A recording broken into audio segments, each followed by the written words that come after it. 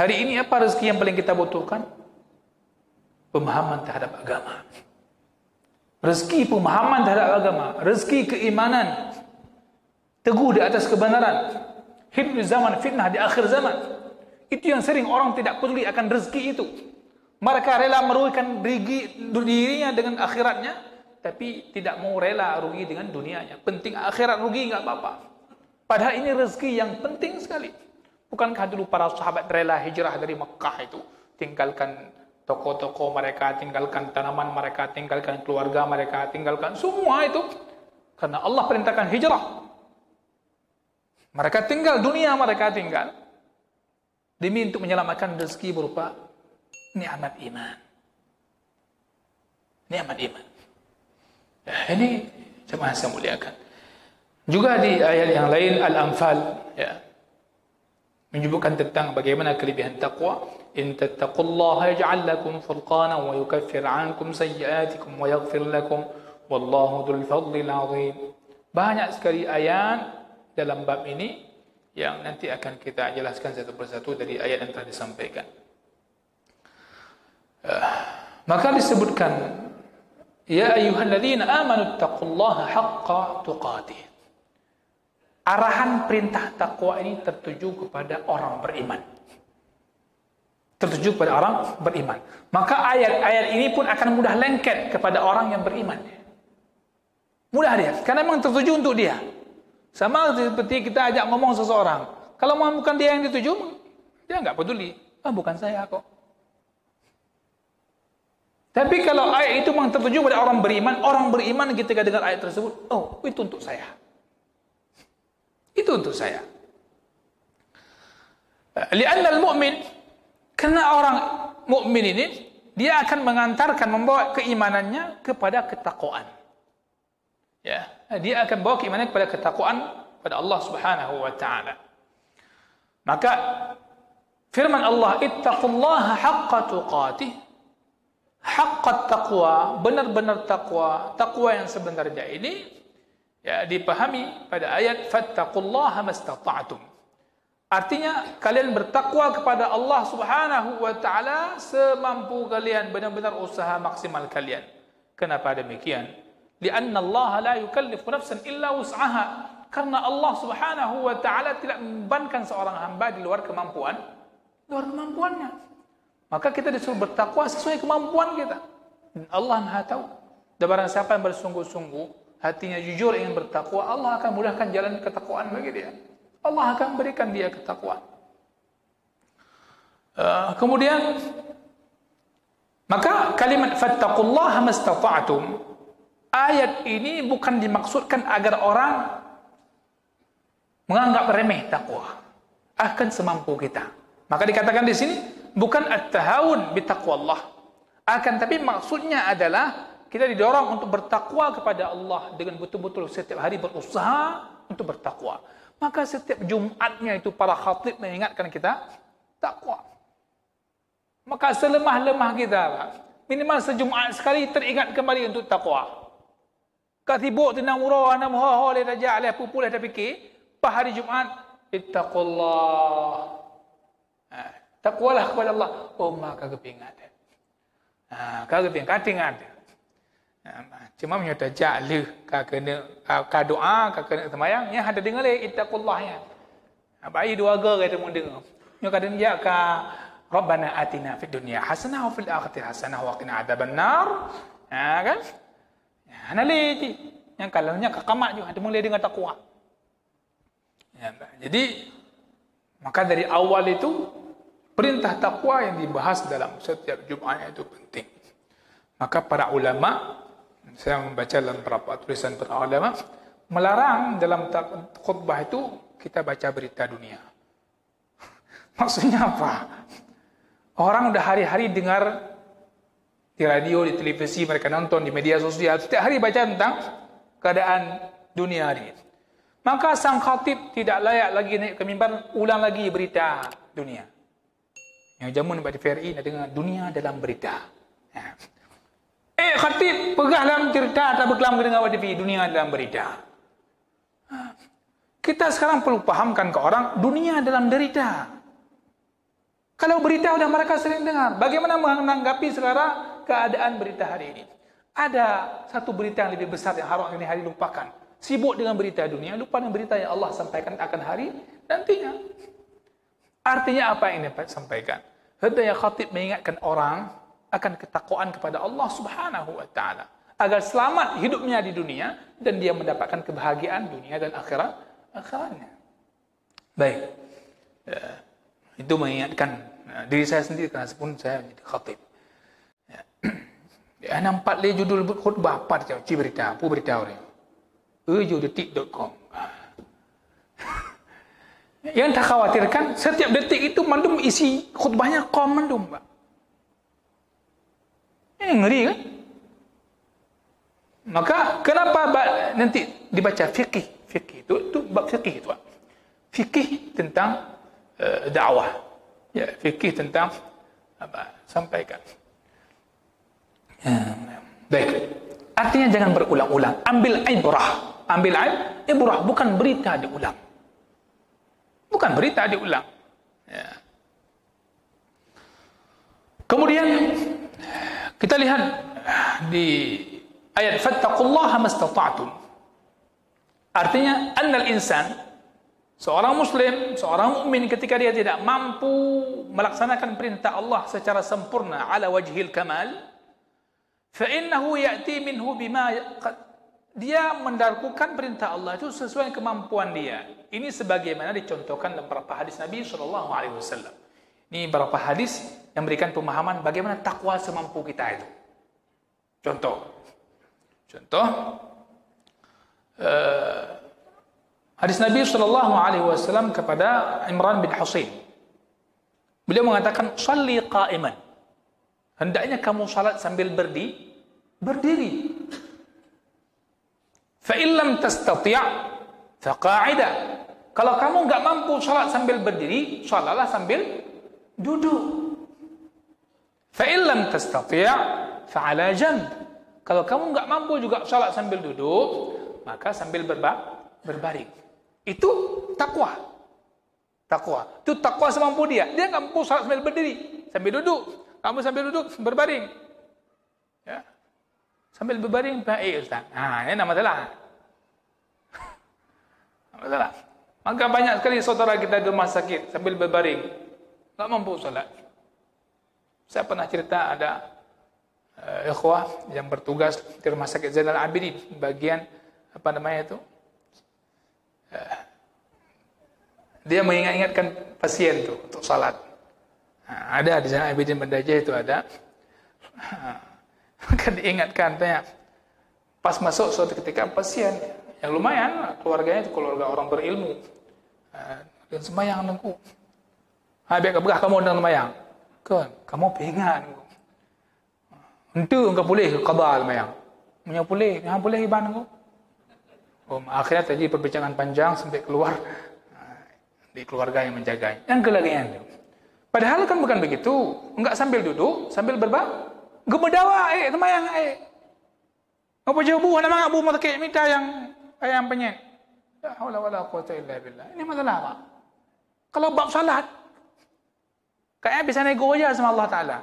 Bab perut, ini enggak penting. Ini paling penting. Ini umat Nabi Muhammad yang mengharapkan syafaat kayak inilah. Kita enggak malu sama Nabi. Nabi sampai meninggal dunia masih ingatkan masalah itu. Ya. La haula wala quwata illa billah. Gemedawa, penting baik semayang ini. Padahal dia mampu untuk mengucapkan bacaan sambil berbaring. Dan semua orang telah belajar fikih bagaimana bolehnya salat itu. Yaitu di antara fikih salat. Hadirin yang saya muliakan, banyak-banyak dah. Jadi intinya itu cara bertakwa kepada Allah semampu kita. Semampu kita. Ada kisah yang pernah saya sampaikan di bulan Ramadan. Bagaimana Rasulullah sallallahu alaihi wasallam mengingatkan ketika melihat di masjid beliau ada tali yang terikat di antara dua tiang. Hadis sahih Bukhari. Maka Rasul bertanya kepada para sahabat yang ada di masjid itu, "Ini apaan ini? Ma hadzal habal? Ini tali apaan?" Maka mereka para sahabat, "Ya Rasulullah, ini tali milik Zainab ya Rasulullah." Zainab istri Rasul sallallahu alaihi wasallam. Zainab binti Jahsh. Oh, Untuk apa? Para sahabat menjelaskan Zainab menggunakan tali ini untuk salat. Beliau sekarang untuk salat, untuk bisa berdiri terus dalam salatnya. Fa'idha fatara, apabila Zainab merasakan rasa lemah, tak kuat lagi berdiri, dia menggantungkan diri tali tersebut agar tetap salat sambil berdiri. Oh, kata Rasulullah, lepaskan tali itu. Rasulullah enggak bilang, oh ini punya istri aku, boleh pengecualian. Enggak. Lepaskan tali itu. Maka diletakkan para sahabat. Kemudian Rasulullah setiap melarang sesuatu memberikan solusi, Pak. Ini, Pak. Ini ciri. Ini ada pada Rasul. Setiap beliau larang sesuatu, pasti beliau berikan solusi. Inilah syariat ini. Maka beliau akan mengatakan, hendaknya kalau dia sudah ini, falyaq'ud. Dia salat sambil duduk. Falyaq'ud ini, salat qa'idah ini ada dua makna. Yang pertama, ada ulama memahaminya, dia berhenti duduk dulu. Fresh, nanti salat lagi. Yang kedua, salat sambil duduk. Ini sebagaimana pesan Nabi SAW kata Aisyah pesan Aisyah kepada Abdullah bin Qais. Bahwasanya Rasulullah dikatakan oleh Aisyah tidak pernah meninggalkan salat malam. Apabila beliau capek, letih atau sakit, maka beliau salat sambil duduk. Ini Pak. Artinya salat tahajud sendiri, ya, apalagi itu salat sunat, ketika kita enggak mampu mungkin minimal sambil duduk juga boleh. Duduk. Tapi kan enggak mungkin kita tiap hari sambil duduk, kan tetap melihat dengan Allah Taala. Tehar buno goes kuat. Pas salat enggak kuat. Kan malete, tiga pasti malete. Maka artinya ketakwaan ini mesti dijaga walaupun tingkap salat sambil duduk, Pak. Dia akan selalu dalam koridor takwa. Ini fattaqullaha mastata'tum. Maka di sini Nabi SAW berikan urutan. Farattaban Nabi SAW as-salata bihasbil istita'ah. Berikan urutan sesuai kemampuan. Berdiri, kemudian duduk, kemudian berbaring. Begitu pula dalam perkara-perkara perintah yang lainnya. Ini salat sebagai contoh. Lainnya. Maka dalam berinfak juga demikian. Sedekah demikian. Sekarang kan kalau ada aplikasi di BSI itu ada tawaran sedekah dari 1.000, ada 1.000. Ya, 1.000. Itu sebenarnya tantangan ketakwaan juga itu. Bunuh balik transfer 5 juta. Anda mau bersedekah 1.000, 5.000. Nah, pilihan tidak atau mau. Subhanallah. Ini memang aplikasi membuat kadang kita malu sendiri, Pak. Tapi saya bilang begitulah. Hal-hal demikian kita mampu kadang, tapi kadang tidak mau. Mampu transfer 5 juta, tapi sedekah 1.000. Nanti kai thang le citan le, thang le juji. Kan baru kali ka jo di burung dah sedekah baru. La haula wala quwwata illa billah. Wa hakala. Wa mithla shaum. Betul juga puasa, Pak. Puasa, ya. Apabila seorang tidak mampu berpuasa di bulan Ramadan, maka dia boleh menundanya. Dia mengqadha di luar Ramadan. Ini bagian pada ketakwaan. Dan kita enggak boleh meremehkan orang yang demikian. Seandainya dia memang enggak kuat lagi puasa. Mau puasa dia menundanya nanti mengqadhanya. Dia masih bertakwa. Fattaqullaha mastata'tum. Ya. Haji juga demikian. Maka Allah mengatakan apa? Wallahi 'alan nasi hajjul baiti man istata'a ilaihi sabila. Nah, kita tahun ini Indonesia enggak mampu haji. Mudah-mudahan walaupun pintu haji ditutup, mudah-mudahan pintu taubat masih dibuka. Bagi orang-orang yang mudah-mudahan Allah mudahkan jalan ke depan. Nah, maka dikatakan di sini, apabila kamu tidak bisa sampai ke Makkah atau ke Baitullah, maka tidak ada kewajiban haji bagimu. Gugur kewajiban tersebut. Akan tapi Jika kamu mampu secara hartamu, serang fisikmu tidak mampu, maka wajib bagimu untuk dibadalkan oleh orang lain.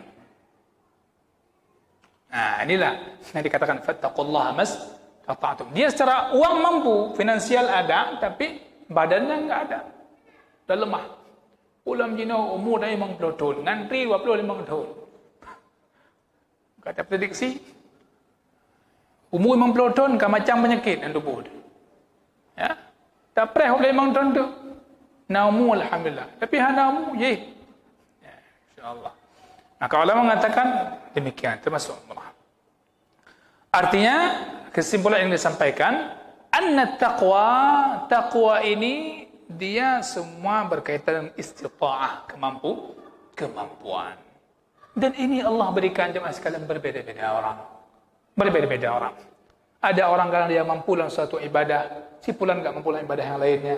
Berbeza-beza, kekuatannya berbeza-beza. Agar si hamba ini merenung, enggak boleh dia menyombongkan diri dengan ibadah yang dia lakukan. Aku kuat salat. Kuat salat, puasa enggak kuat. Kata si kawan yang kuat puasa. Kalau salat memang rawana salat. Tapi orang puasa air kan. Kuat kita. Masing-masing beda. Yang si fulan kuat sedekah dia.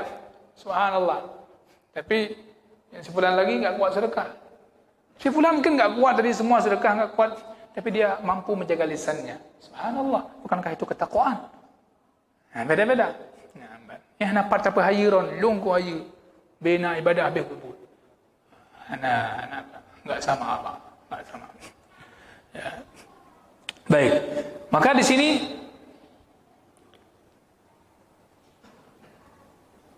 bahkan ketika seseorang kadang terjebak dalam suatu keadaan yang sangat darurat, sehingga pilihan dia perkara yang diharamkan, maka boleh dia mengambil perkara yang diharamkan tadi untuk menolak mudarat yang sedang dia rasakan.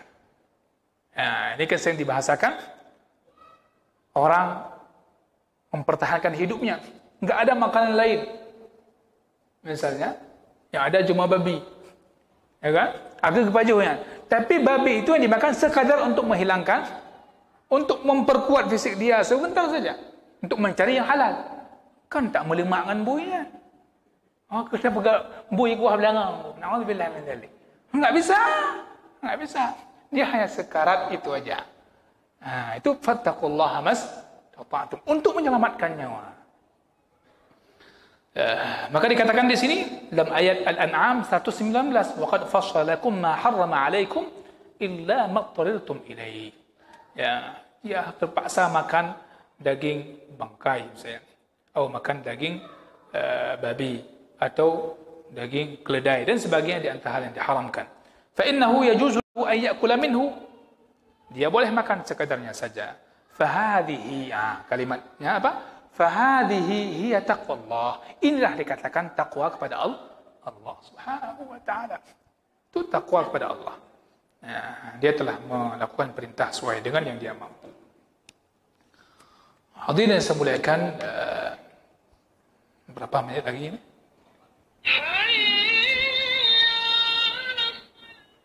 Baik.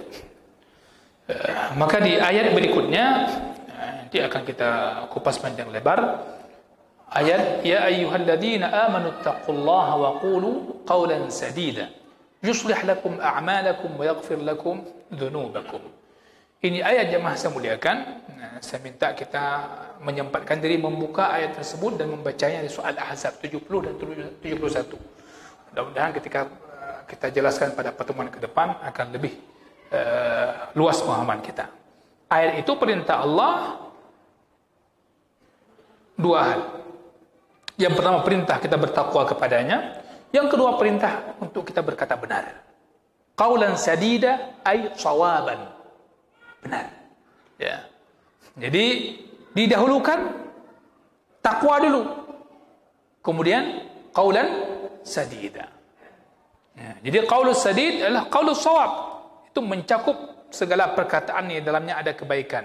Baik berupa zikrullah, belajar ilmu, itu qaulan sadida.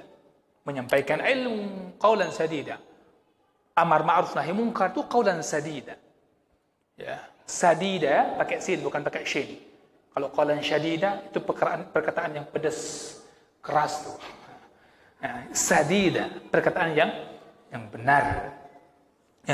Itu zikrullah, menuntut ilmu dan sebagainya, amar ma'ruf nahi munkar, itu semuanya adalah qaulan sadida. Perkataan yang membuat orang membuat hati orang menambah kasih sayang sama mereka, ya, menjaga persatuan, itu qaulan sadida.